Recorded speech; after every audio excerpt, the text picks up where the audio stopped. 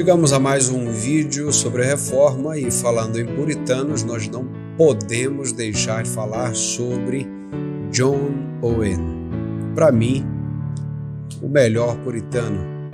Ele é um dos grandes teólogos desse movimento. E é claro, nós estamos falando de reforma protestante, mas nós não podemos deixar de falar sobre os puritanos.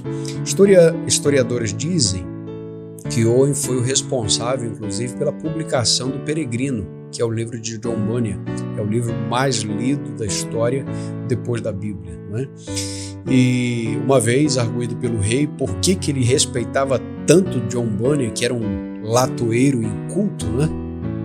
Owen respondeu: olha, se eu pudesse ter a habilidade de pregação do latoeiro, eu abriria mão alegremente de todo o meu conhecimento. Imagine, John Owen nasceu no meio aí do movimento puritano e se tornou o seu maior pastor teólogo, vamos dizer assim. Um dos marcos distintivos da pregação de John Owen certamente é a doutrina da Trindade, né?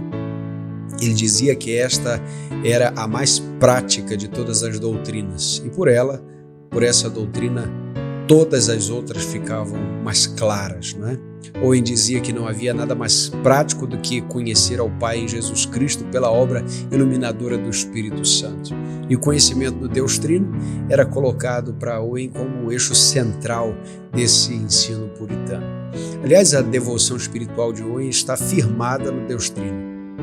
E ele tem duas premissas sobre essa obra trinitária. Primeiro, ele vai dizer que as obras externas da Trindade são indivisíveis. É o que no latim se falava de opera trinitas ad et suntus indivisa. Bom, é meio complicado, mas só para dizer que as obras externas da Trindade não dá para serem vistas de maneira dividida. Essa expressão toda é para mostrar que tanto o Pai, quanto o Filho, quanto o Espírito, eles estão em plena unidade um com o outro e nenhuma dessas santas pessoas da Trindade operam sozinhas, né? A isso os pais gregos lá atrás já chamavam de pericorese, que é esse movimento de fora para dentro entre as pessoas da Trindade. Alguns vão dizer que era uma espécie de dança trinitária, não é? A segunda questão que Owen falou sobre a Trindade é a personalidade específica, não é? Essa doutrina da personalidade específica. Owen dizia que, embora houvesse essa unidade na Trindade, há também uma diversidade nos papéis e funções entre o Pai, o Filho e o Espírito Santo. Portanto, algo que Owen dizia é que cada pessoa da Trindade tinha que ser louvada pelo que faz, embora nenhuma delas fizesse sozinha aquilo que fazia. Cada pessoa da Trindade devia ser louvada por questões específicas. O Pai, por exemplo, devia ser louvado por ter enviado Jesus, o Filho unigênito. O Filho devia ser louvado por ter morrido por nós. E o Espírito devia ser louvado, ou deve ser louvado, pelas consolações que ele derrama, não é? Segundo Owen, nós temos razões aí singulares na adoração trinitária e para cada uma das pessoas, disse Owen, deve haver adoração. Essa adoração trinitária certamente é um marco distintivo para John Owen. E ele dizia o seguinte: o Pai, ele deve ser de fato adorado, e a falta de adoração ao Pai era o que ele chamava de teologia da serpente, ou seja, colocar medo sobre Deus. Tive medo e me escondi. Mas ele sempre gostava de citar textos bíblicos quanto a isso, falando sobre o amor do Pai, não é?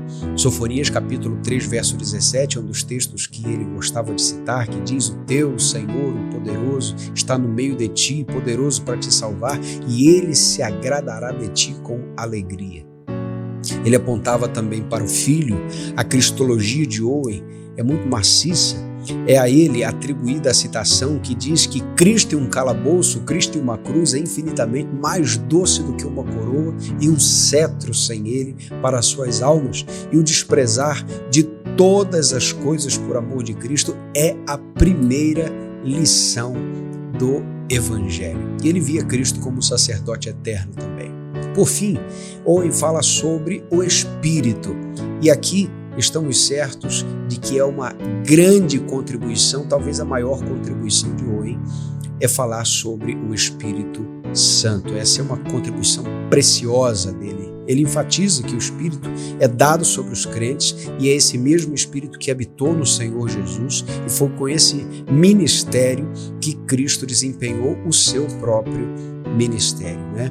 Pelo ministério do Espírito, Jesus desempenhou o seu ministério. E ele destaca, para finalizar, 3 obras específicas, ou melhor, ele destaca obras específicas, né, da vida terrena de Cristo diante da ação do Espírito. Na encarnação, foi pelo Espírito que Jesus foi concebido por Maria. No ministério, toda a condição humana que Jesus compartilhou conosco ali, o fez sem pecar, e tudo isso na condução do Espírito. Na morte, na cruz, a cruz também, Jesus foi sustentado pelo Espírito. Ele cita Hebreus capítulo 9, que diz que o sangue de Cristo imaculado foi derramado por meio do Espírito eterno, por isso ele ofereceu a si mesmo, não é?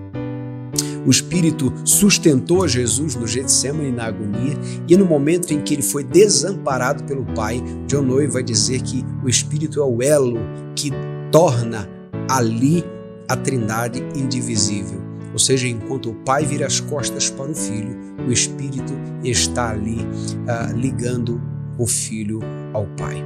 E por fim, Owen ainda diz que o Espírito estava guardando ali Cristo da deterioração. Ele diz que externamente os anjos guardaram o corpo de Jesus, mas internamente foi o Espírito que preservou da corrupção física, na escuridão do túmulo ali, não é? Bom, por fim, Owen diz que o Espírito também trabalhou na exaltação do Senhor Jesus depois da sua ressurreição. Não é? Aquele que fez a natureza, não é, primeiramente santa, agora faz aquela natureza gloriosa. Ele cita Romanos 8, dizendo, quando Paulo trata, não é, do Espírito daquele que ressuscitou Jesus dentre os mortos e agora habita nos crentes. Bom, por fim, John Owen, ele traz essa beleza da doutrina da Trindade, lembrando que há bênçãos distintas do Espírito Santo na vida do crente. A nossa união com Cristo é pelo Espírito, essa habitação com o Espírito de santidade é uma bênção, o encorajamento que o crente recebe, a orientação e direção que o crente recebe e a alegria quando nós estamos em obediência contra o pecado.